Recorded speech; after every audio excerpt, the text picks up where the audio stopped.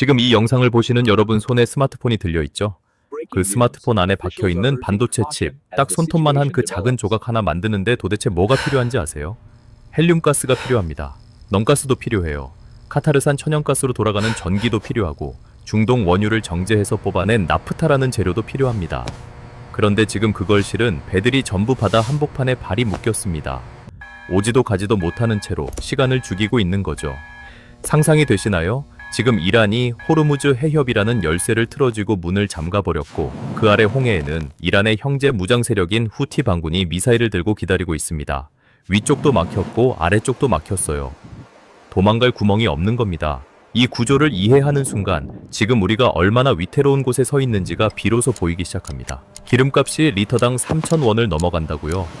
그게 문제가 아닌 거예요. 돈이 수억 원 있어도 살 물건 자체가 사라지는 세상이 오는 겁니다. 마트 진열대는 텅 비고 공장 전기는 끊기고 삼성전자 평택 공장 라인이 하나둘 멈춰서 수조 원의 손실이 쌓여가는 그 시나리오 말이에요. 미친 소리 같죠? 그런데 지금 이 순간 그 시나리오의 퓨즈가 이미 타들어가고 있습니다. 그 바다 위 배 안에는 삼성이 목이 빠지게 기다리는 카타르산 헬륨가스가 실려 있거든요. 그리고 그 헬륨은 지금 이 순간에도 조금씩 기체로 변해서 탱크 밖으로 허공에 증발하고 있어요. 영하 269 도로 꽁꽁 얼려놨는데도 시간이 지나면 조금씩 날아가 버리는 게 헬륨의 특성이거든요. 최신 탱크가 그 손실을 최대한 줄여주긴 하지만 몇 달씩 바다 위에서 시간을 죽이면 결국 쓸 수 있는 양이 줄어드는 건 피할 수 없어요. 삼성이 기다리고 기다려서 받아보니 쓸 수 있는 헬륨이 크게 줄어있더라. 이런 상황이 현실이 될 수 있는 거예요. 이게 삼성만의 위기냐고요? 아닙니다. 삼성 반도체 공장이 멈추면 전 세계 반도체 공급에 직격탄이 날아가고 그 충격파는 여러분이 살 노트북, 자동차, 스마트폰, 가전제품 가격을 죄다 쓸어버립니다. 거기에 기름값 폭탄까지 얹어지면 밥상 물가, 교통비, 공과금이 한꺼번에 이빨을 드러내는 거예요. 우리가 입고 먹고 쓰는 모든 일상이 동시에 비싸지는 스태그플레이션이라는 괴물이 코앞까지 기어들어오고 있습니다. 그런데 더 소름 끼치는 건 따로 있어요. 이게 갑자기 터진 사고가 아니라는 겁니다. 이란은 오래전부터 이 해협을 무기로 쓰겠다는 걸 공개적으로 경고해왔어요. 단순한 협박이 아니라 국제 외교 무대에서 수차례에 걸쳐 매우 구체적인 표현으로 선언해온 겁니다. 그리고 지금 그 경고를 현실로 옮기고 있는 거거든요. 우리 정부가 조용해 보이는 이유가 있습니다. 물론 정부도 손 놓고 있지는 않아요. 비축유 방출이나 수급선 다변화 같은 대응책을 물밑에서 조용히 준비하면서 시장 불안을 달래는 게 일반적인 정부의 방식이거든요. 하지만 그 대응이 충분한지 그리고 조용하다는 게 괜찮다는 뜻인지는 전혀 다른 얘기입니다. 이건 단순한 국제 분쟁 뉴스가 아니에요. 5천만 국민의 먹고 사는 일상 전체를 인질로 잡고 흔드는 조용하지만 거대한 경제 전쟁입니다. 이란이 버튼 하나 누르면 대한민국이 통째로 멈출 수 있다는 게 지금 이 순간 현실로 다가오고 있는 거예요. 이 사태를 이해하려면 먼저 한 가지를 받아들이셔야 해요. 우리는 지금까지 공급망이라는 단어를 뉴스에서 흘려듣고 살았습니다. 내 삶과는 상관없는 먼 나라 기업들 얘기로 여겼죠. 그런데 공급망이 끊긴다는 건 내 집 냉장고 안이 비워진다는 뜻이에요. 내가 타는 버스가 서고 내가 쓰는 전기가 꺼지는 얘기입니다. 추상적인 경제 개념이 아니라 여러분의 오늘 저녁 밥상 얘기예요. 지금부터 이 사태의 진짜 구조를 낱낱이 해부해 드리겠습니다. 어디서 어떻게 막혔는지, 왜 빠져나갈 구멍이 단 하나도 없는지, 그리고 여러분 지갑과 일상이 정확히 어떤 순서로 타격받는지 처음부터 끝까지 보여드릴게요. 시간을 조금 거슬러 올라가 보죠. 호르무즈 해협이 어디 있는지 모르셔도 됩니다. 그냥 이렇게 생각하시면 돼요. 이란 바로 코앞에 있는 가장 좁은 지점 기준으로 33km짜리 바닷길인데 전 세계 석유의 20%, 천연가스의 상당량이 이 좁은 목구멍을 통과해서 세계 각지로 흘러나갑니다. 어마어마한 숫자죠. 하루에만 수천만 배럴의 석유가 이 길을 지나갑니다. 전 세계 에너지 시장의 심장박동이 이 33km짜리 바닷길에서 뛰고 있는 거예요. 매일같이 탱크선, 가스선, 컨테이너선이 줄지어 이 길을 지납니다. 세계 경제의 혈관이라고 보시면 돼요. 한국 입장에선 더 심각합니다. 우리가 쓰는 기름의 70% 이상이 바로 이 호르무즈를 거쳐 들어오거든요. 한 달에 수십 척의 배가 이 길을 통과해야 공장이 돌아가고 발전소가 켜지고 여러분 차에 기름이 들어갑니다. 이 한 줄기 바닷길이 막히면 대한민국 경제 전체가 흔들리는 구조예요. 다른 나라들은 어느 정도 다변화된 에너지 조달 경로를 갖추고 있지만 우리나라는 지형적으로 그리고 역사적으로 이 한 길에 지나치게 의존해온 구조를 벗어나지 못하고 있습니다. 지금이 바로 그 취약점이 수면 위로 터져 나오는 순간이에요. 그리고 이걸 알면서도 우리는 수십 년간 아무 대비도 하지 않았어요. 경제 성장에 집중하는 동안 에너지 안보라는 기반을 조용히 방치해온 겁니다. 그 청구서가 지금 한꺼번에 날아오고 있는 거예요. 그런데 이 길목을 이란이 틀어지고 있다는 게 문제의 핵심입니다. 이란 입장에서 보면 이 해협은 그야말로 만능 리모컨이에요. 버튼 하나 누르면 한국, 일본, 중국, 유럽이 동시에 비명을 지릅니다. 실제로 이란은 미국과 갈등이 생길 때마다 이 해협을 봉쇄하겠다는 경고를 수차례 내뱉어 왔어요. 그리고 지금은 거기서 더 나아가 우리 배들을 사실상 억류에 가까운 상태로 옥죄고 있는 겁니다. 경고가 아니라 실행이에요. 그리고 그 실행의 대가를 치르는 건 이란도 미국도 아니에요. 결국 우리 같은 평범한 사람들이에요. 헬륨 얘기를 본격적으로 해야 합니다. 헬륨은 파티 풍선 채우는 데 쓰는 그건 맞아요. 그런데 동시에 반도체 공장에서 없으면 공장 자체가 멈추는 핵심 소재이기도 합니다. 반도체 공정에서 헬륨은 웨이퍼를 냉각하고 장비 내부의 불순물을 제거하는 데 쓰이는데요. 이게 없으면 공정 자체가 불안정해져서 불량률이 치솟고 결국 라인을 세울 수밖에 없어요. 수소도 안 되고 다른 냉매도 안 됩니다. 헬륨만 가능한 영역이에요. 그 헬륨의 상당량이 카타르에서 옵니다. 카타르는 전 세계 헬륨 공급량의 30% 가까이 책임지는 나라예요. 그런데 카타르에서 출발한 배가 한국에 오려면 무조건 호르무즈를 통과해야 합니다. 그 통로가 막혔으니 배가 꼼짝을 못하는 거죠. 더 소름 끼치는 건 헬륨의 특성입니다. 아무리 단단히 얼려서 실어도 배가 바다 위에서 시간을 보내면 조금씩 기체로 변해서 탱크 밖으로 빠져나가 버려요. 석유나 쌀은 배 위에서 기다려도 그대로지만 헬륨은 가만히 있어도 혼자서 날아가는 겁니다. 물론 최신 극저온 탱크는 손실률을 최소화하도록 설계되어 있어서 한두 달 지연된다고 통이 완전히 비는 일은 드물어요. 하지만 기다리면 기다릴수록 손해가 쌓이는 건 사실입니다. 수개월째 발이 묶이면 실제로 쓸 수 있는 헬륨의 양이 눈에 띄게 줄어들고 수급 불균형은 점점 더 심각해져요. 수십억 원짜리 헬륨이 바다 위에서 조금씩 하늘로 사라지는 겁니다. 삼성 반도체 공장이 이 헬륨을 얼마나 쓰는지 아세요? 평택 캠퍼스 하나에서 하루에 쓰는 헬륨의 양이 어마어마합니다. 그 양을 채우려면 대형 탱크선이 끊임없이 들어와야 해요. 재고가 바닥나면 공장 라인을 하나씩 끄는 수밖에 없어요. 반도체 라인은 한번 꺼지면 재가동까지 수일에서 수십일이 걸립니다. 그 이유가 있어요. 공장 내부 온도와 진공 상태를 다시 맞추는 데만도 엄청난 시간이 걸리거든요. 라인 하나가 꺼지는 동안 그 라인에서 생산되던 칩 수십만 개가 사라지는 겁니다. 그 사이 라인은 멈추고 납기는 밀리고 계약은 날아가는 거예요. 거래처는 이미 다른 공급처를 두드리기 시작합니다. 한번 잃어버린 고객을 되찾는 건 잃는 것보다 몇 배는 더 힘든 일이에요. 헬륨 얘기만 들으셨으면 삼성 힘들겠네 하고 넘어가실 수 있어요. 그런데 거기서 끝이 아닙니다. 넌가스와 크립톤가스 얘기를 들어보셔야 해요. 반도체 회로를 새기는 장비를 노광 장비라고 하는데요. 쉽게 말하면 빛으로 회로를 찍어내는 거대한 카메라예요. 이 장비가 회로를 새기려면 엄청나게 정밀한 레이저를 쏴야 합니다. 그 레이저가 제대로 발사되려면 넌가스와 크립톤가스가 필수 재료예요. 이게 없으면 레이저 자체가 안 나갑니다. 회로를 그리는 게 애초에 불가능한 거예요. 헬륨이 공장의 냉각을 막는다면 너는 회로를 그리는 것 자체를 막아버리는 겁니다. 이 두 가스가 동시에 끊기면 삼성 반도체 라인은 멈추는 게 아니라 처음부터 아무것도 못 만드는 상태가 돼요. 이 가스들은 주로 유럽과 중동 정유시설의 부산물로 나오는데요. 홍해와 호르무즈가 동시에 막히면 유럽에서 오는 공급망도 끊깁니다. 우크라이나 전쟁 때도 넌 공급이 줄어서 반도체 업계가 비상이 걸렸었는데 지금은 그때보다 훨씬 더 넓은 범위에서 공급이 막힐 수 있는 상황이에요. 헬륨, 네온, 크립톤이 한꺼번에 부족해지면 삼성 반도체 라인은 재료 창고가 전부 빈 상태에서 공장 문을 열어놓는 것과 다를 게 없어요. 여기서 이야기가 한 단계 더 넓어집니다. 반도체만 문제가 아니에요. 이제 나프타 얘기를 해야 합니다. 나프타가 뭔지 모르셔도 괜찮아요. 한 문장으로 설명해드리면 원유를 정제할 때 중간에 뽑아내는 재료인데 석유화학 산업의 쌀이라고 보시면 됩니다. 우리가 입는 폴리에스터 옷, 반도체를 포장하는 플라스틱 케이스, TV 외장재, 냉장고 내부 부품, 생수병, 비닐봉지, 이 모든 것의 출발점이 나프타예요. 우리 일상에서 플라스틱이 들어간 물건이라면 거의 다 나프타에서 시작한다고 봐도 됩니다. 울산과 여수에 있는 국내 석유화학 단지들이 이 나프타를 중동에서 사다가 이런 재료들을 만들어내는 거거든요. 이 단지들이 멈추면 국내 제조업 전체에 재료 공급이 끊기는 겁니다. 자동차 내장자에 가전제품 외관, 식품 포장지, 의류 섬유, 건설 자재까지 나프타가 없으면 이 모든 것들이 생산 라인에서 사라집니다.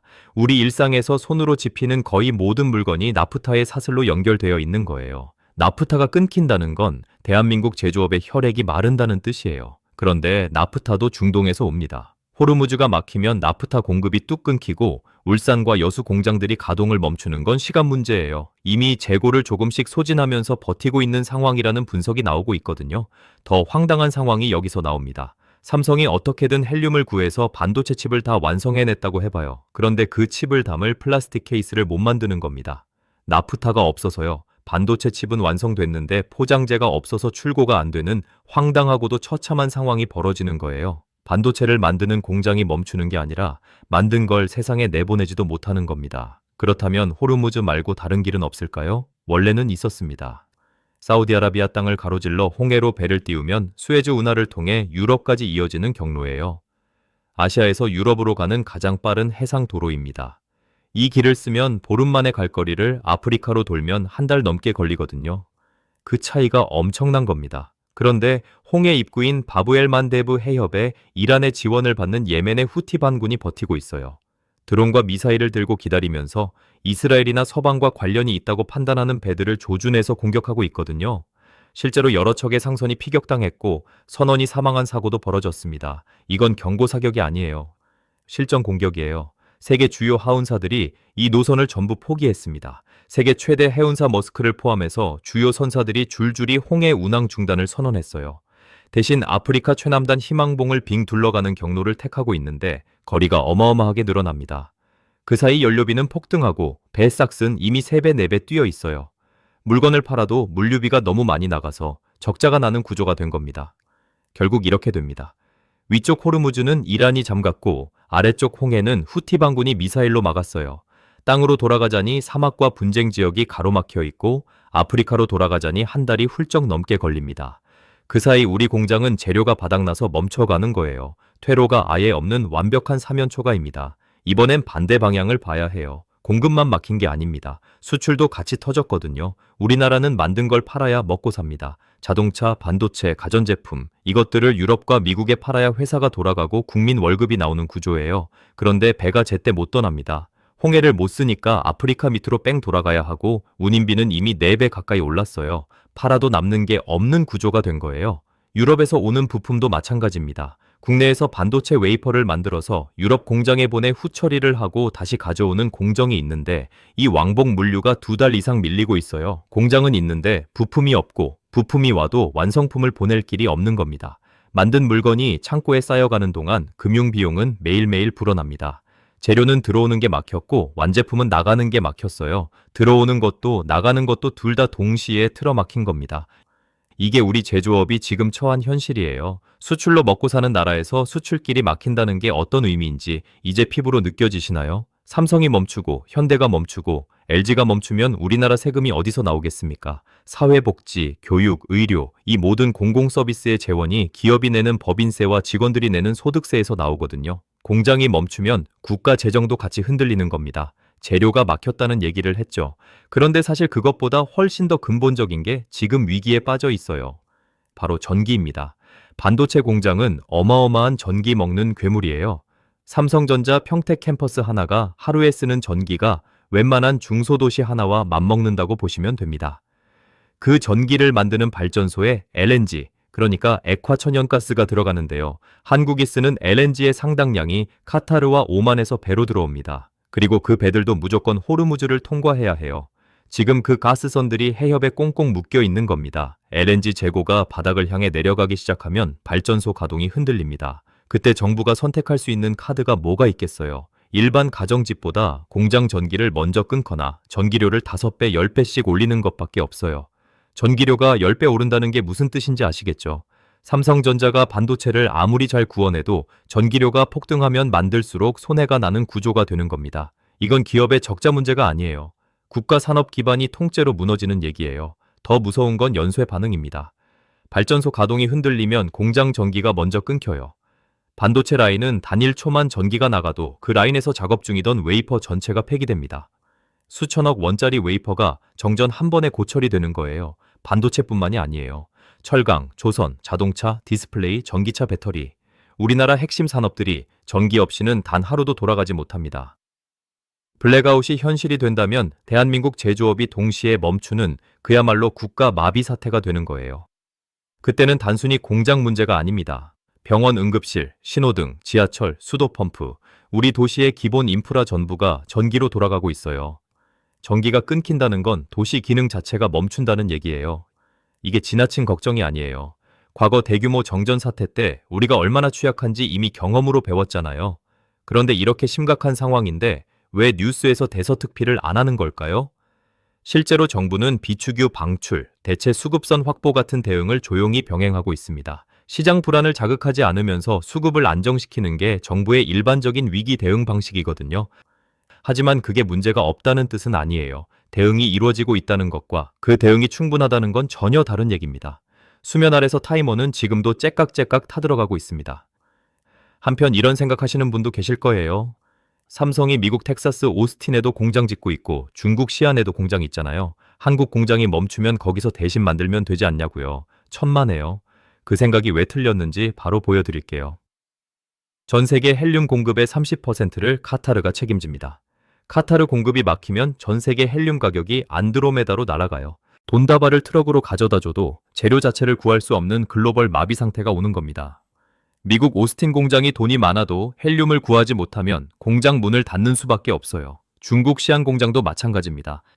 비싸진 에너지 값과 재료 값에 줄줄이 비명을 지릅니다. 홍해가 막히니까 한국에서 만든 웨이퍼를 유럽에 보내 추가 공정을 하려 해도 배가 아프리카를 뱅 돌아가느라 2달 이상 지각합니다. 그 사이 납기는 터지고 위약금은 쌓이고 거래처는 다른 공급사를 찾아가요. 한국만의 위기가 아니라 삼성 전체가 글로벌로 동시에 타격받는 도미노 붕괴예요. 이제 진짜 최악의 시나리오로 넘어갑니다. 미국이 참다 못해 이란에 최후 통첩을 날렸습니다. 해협을 열지 않으면 이란의 에너지 시설을 직접 타격하겠다고 선언한 거예요. 경제전쟁이 진짜 군사 충돌의 문턱 바로 앞까지 걸어온 겁니다. 여기서 두 가지 시나리오가 있어요. 이란이 물러서거나 아니면 버티거나. 이란이 버틴다면 어떻게 될까요? 미군이 이란 에너지 시설을 때리는 순간 이란은 호르무즈를 완전 봉쇄하는 것으로 응수할 겁니다. 그 순간 유가가 배럴당 200달러를 향해 수직 상승하고 LNG 가격은 역대 최고치를 찍겠죠. 한국 발전소들은 가스가 없어서 가동을 줄이기 시작하고 공장 전기 공급이 먼저 흔들립니다. 반도체 라인이 멈추고 자동차 조립 라인이 서고 조선도크가 불을 끄고 철강 공장이 용광로를 시킵니다. 이 모든 게 며칠 안에 도미노처럼 연달아 쓰러지는 거예요. 그리고 한번 무너지기 시작한 제조업 생태계는 쉽게 다시 일어나지 못합니다. 숙련된 기술자들이 일자리를 잃고 흩어지면 그 기술을 다시 모으는데 몇 년이 걸려요. 거래처는 이미 다른 공급처를 찾아 계약서에 도장을 찍어버립니다. 한번 빠져나간 시장 점유율은 되찾기가 거의 불가능에 가까워요. 이게 단순히 생산이 멈추는 문제가 아니라 우리가 수십 년에 걸쳐 쌓아온 제조업 경쟁력 자체가 무너지는 얘기인 겁니다. 기름값이 오르면 그냥 주유비만 오르는 게 아닙니다. 트럭이 기름 먹고 달려서 물건을 배달하잖아요. 배가 기름 먹고 항구에 들어오고 공장이 기름으로 열을 올려서 제품을 만들죠. 유가 폭등은 모든 물가에 동시에 불을 지르는 겁니다. 이 상태가 한 달, 2달 지속되면 돈이 없어서 못 사는 게 아니라 돈이 있어도 살 물건이 없는 세상이 펼쳐집니다. 경제학에서는 이걸 스태그플레이션이라고 부릅니다. 물가는 미친 듯이 오르는데 경기는 꺼져서 일자리도 없고 임금도 안 오르는 최악의 조합이에요. 보통 물가가 오를 때는 경기가 좋아서 오르는 거라 월급도 같이 오르거든요. 그런데 스태그플레이션은 공급망이 터져서 물건이 부족해서 오르는 거예요. 월급은 그대로인데 밥상 물가, 기름값, 공과금이 한꺼번에 폭등하는 겁니다. 1970년대 오일 쇼크 때 전 세계가 겪었던 그 공포가 지금 반세기 만에 다시 재현될 수 있다는 분석이 나오고 있어요. 그때 미국은 인플레이션을 잡는 데만 10년 가까이 걸렸습니다. 지금 우리 앞에 펼쳐지는 상황이 그것과 닮아 있다는 게 진짜 두려운 거예요. 그때와 다른 점이 있다면 지금은 세계 경제가 훨씬 더 촘촘하게 연결되어 있다는 거예요. 충격이 퍼지는 속도가 그때와는 비교가 안 됩니다. 한 곳에서 도미노가 쓰러지기 시작하면 전 세계 모든 나라가 동시에 영향을 받는 구조예요. 우리가 더 빠르게, 더 강하게 타격받을 수 있다는 뜻이기도 합니다. 희망봉 우회로를 쓰면 되지 않냐고요. 그 카드도 이미 한계에 왔습니다.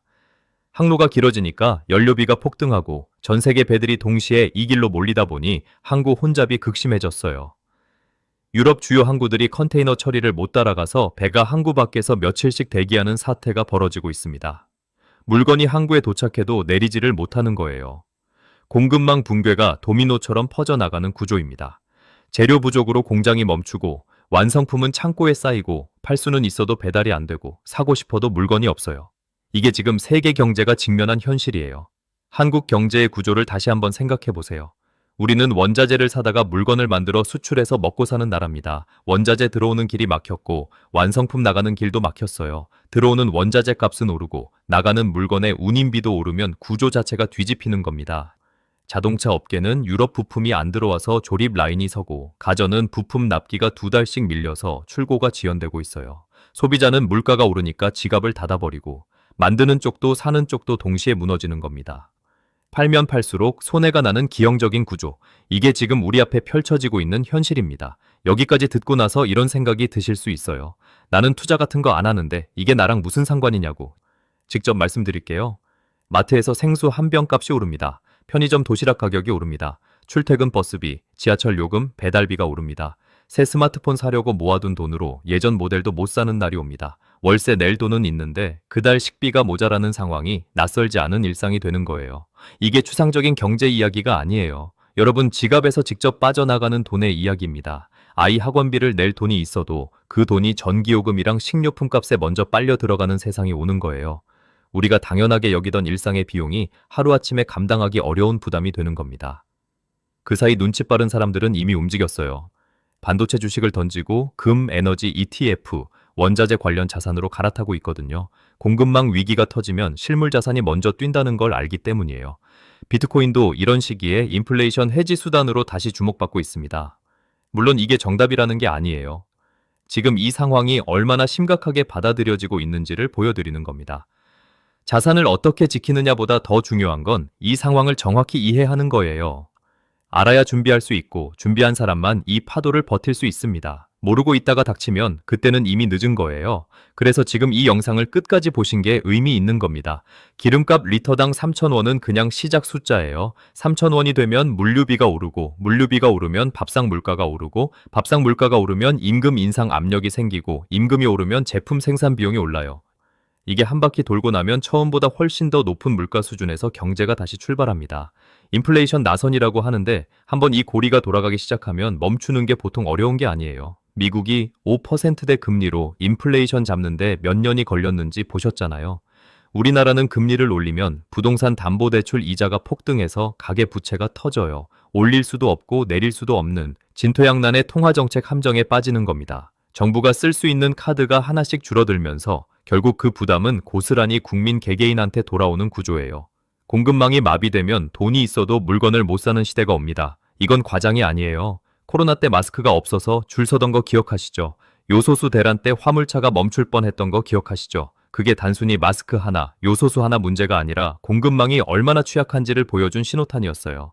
지금은 그보다 규모가 비교가 안 되게 큰 공급망 충격이 동시에 두 방향에서 들이닥치고 있는 겁니다. 그때는 한 품목이었어요. 지금은 에너지, 원자재, 소재, 부품이 전부 동시에 흔들리는 거예요. 규모가 다릅니다. 그때 우리가 겪은 불편함이 10이라면 지금 오고 있는 건 100입니다. 마스크 구하러 새벽에 줄 서던 그 경험이 앞으로 훨씬 더 많은 품목에서 반복될 수 있다는 거예요. 그 품목이 마스크가 아니라 쌀이 된다면, 요소수가 아니라 전기가 된다면 어떻게 되겠습니까? 호르무즈 봉쇄, 홍해 반봉쇄. 이란이 이 두 개의 버튼을 동시에 누르면서 대한민국이라는 나라 전체를 상대로 인질극을 벌이고 있어요. 헬륨 없이 반도체 못 만들고, 나프타 없이 플라스틱 못 만들고, LNG 없이 전기 못 만들고, 기름 없이 공장 못 돌립니다. 이 모든 게 하나의 좁은 바닷길 두 개에 달려 있었다는 게 우리가 지금 이 순간 마주하고 있는 냉혹한 현실이에요. 그리고 이 사실을 직시하는 것, 외면하지 않는 것, 그게 지금 우리가 할 수 있는 가장 중요한 첫 번째 행동입니다. 모른다고 안전한 게 아니에요. 알아야 대비할 수 있어요. 우리가 이 위기에서 배워야 할 것도 있습니다. 에너지 조달 경로를 다변화해야 하고, 핵심 소재의 국내 생산 기반을 키워야 하고, 전략 물자 비축량을 늘려야 해요. 이건 하루아침에 되는 일이 아닙니다. 하지만 지금 이 순간, 이 위기가 우리에게 그 필요성을 온몸으로 가르쳐주고 있는 거예요. 아프지만 반드시 받아들여야 할 교훈입니다. 국가 차원에서도 기업 차원에서도 그리고 개인 차원에서도 우리는 지금까지 너무 하나의 공급 경로에 의존해왔습니다. 그 취약함이 지금 이 순간 가장 잔인한 방식으로 드러나고 있는 거예요. 이 위기가 지나가고 나면 우리가 어떤 선택을 했느냐가 다음 위기 때 생존 여부를 가를 겁니다. 진짜 재앙은 뭔가 터진 다음이 아닙니다. 아무것도 터지지 않은 것처럼 보이는 지금, 이 순간부터 시작되는 거예요. 평온해 보이는 일상 뒤에서 퓨즈가 타들어가고 있다는 걸 이 영상을 본 여러분은 이제 알고 있습니다. 그 알미 여러분을 지키는 힘이 될 거예요. 주변 분들께도 알려주세요. 이 이야기가 더 많은 사람에게 닿을수록 우리 사회가 이 위기를 더 현명하게 마주할 수 있습니다. 이 영상이 도움이 되셨다면 구독과 좋아요, 알람 설정까지 꾹 눌러주시는 거 아시죠? 시청해주셔서 감사합니다.